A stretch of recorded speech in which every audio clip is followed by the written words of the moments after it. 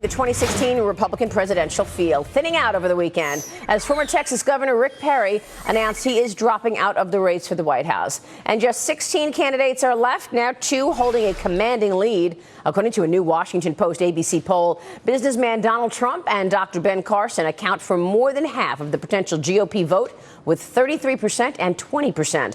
On the other side of the aisle, a less rosy picture for Hillary Clinton, according to a new YouGov CBS News poll. Right now, Bernie Sanders leads the former Secretary of State in both Iowa and New Hampshire by at least 10 points. With more, I want to bring in Republican pollster Lee Carter and former Rick Perry advisor Avik Roy. Good to see you both. Thank you so much for joining us. What's your take on the current field? You know what I think? It's been like the old rules don't apply. And so what we're seeing over and over again is people are looking for different candidates, for something totally different. As I've watched and talked to people over time, it's gone from a few people are interested to now a lot of people are interested. And what I really think is people are looking for disruption, something different, a new way of getting things done. And that's why we're seeing the strength in the outsiders, like a Donald Trump and like a Ben Carson. Avik, what do you think? Yeah, you know, I mean, with the case of Rick Perry, this is a guy who had the strongest economic record in the field, and I thought he was tackling the big issues facing the country, the persistence of black poverty, Wall Street reform, the Middle East. But you know, that's not what the polls show people care about. People care a lot about immigration right now, and people are feeling frustrated and feeling like some of these non-politicians will get things done. I'm not sure they're right about that, but that's where they are. Was it the right move for Rick Perry to step away?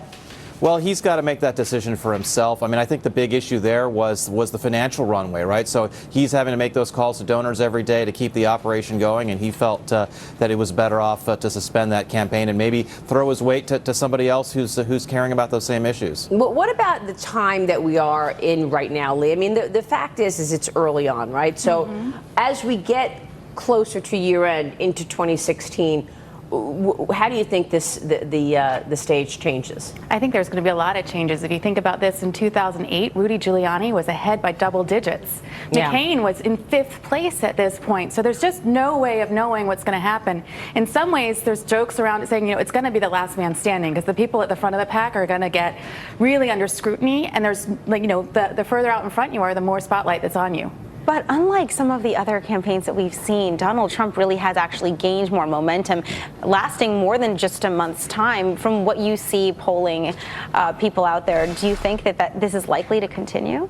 It's really hard to say. In the beginning, you know, the first week that he announced and I was out there talking to folks, in a group of 30, you might have 1 or 2 who were really enthusiastic about Trump. Now, if I have a group of 30 people, I might have 15 or 20 who are really responding to what they're hearing in some way, shape, or form. He's disrupting. He's starting conversations that people want. But at the end of the day, when people are standing in front of the polls, the question that I have is, are you going to be able to push the button for him? Are you really going to be able to do that? Is this about saying, this is a new conversation that I want to be having? I'm showing you that I want a different way of having things done and that I believe that I need someone who's going to get things done. I'm just not sure that in the day people are going to be able to say, I think Trump is the one that's going to be able to do it. Let's not forget that there's $100 million of Jeb Bush super PAC money that has not been deployed against Donald Trump. And that's true not just of Jeb Bush, but a lot of the other candidates. We haven't seen those negative ads yet. And there are a lot of things about Donald Trump people don't realize on the issues. This is a guy who thinks socialized medicine works extremely well. I think people don't really know that about Trump. And so those are the kinds of issues when you think about Obamacare and how important that is to the conservative base. People are going to litigate those issues, and we'll see how Trump defends himself. So far, he's obviously done fine, but those ads have not run yet. Avik, have you been contacted by other campaigns now to join their campaign? Yeah, my phone's been ringing, that's for sure. I mean, it's only been 60 hours since Perry dropped out. My fiance is happy to have me back for a few weeks, so I'm kind of like, you know, when your spouse dies, you don't start dating again necessarily right away. So I'm just trying to like take it easy and take some time away, and we'll see where things go. But when will you make your decision in terms of what campaign you'll join?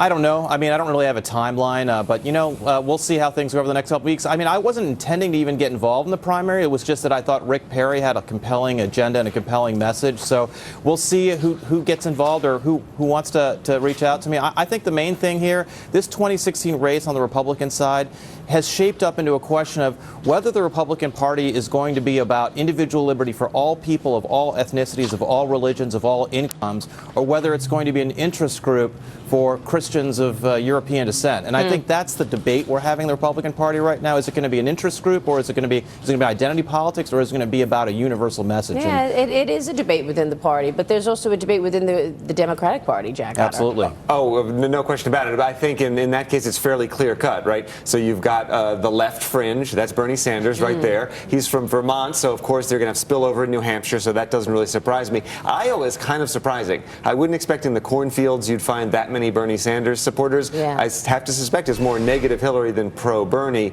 In terms of the Trump burnout, I don't think the issues that Ulrich was discussing are really that important. I mean, okay, Trump said he liked socialized medicine. Romney was the architect of Obamacare in Massachusetts. He still got the nomination. I think later when it comes down to, as you said, pulling the lever, I don't think people are going to do it for Trump, at least not 51% of the population. I think the Republican Party is going to realize this, and it may go all the way to the convention, but I don't think that name is going to be on the ballot. I think it's going to be someone else. Wow, good sticking your neck out there. Lee Carter, Ovik, Roy, thank you so much for joining us. Thank Appreciate you. it to you both. Thank you.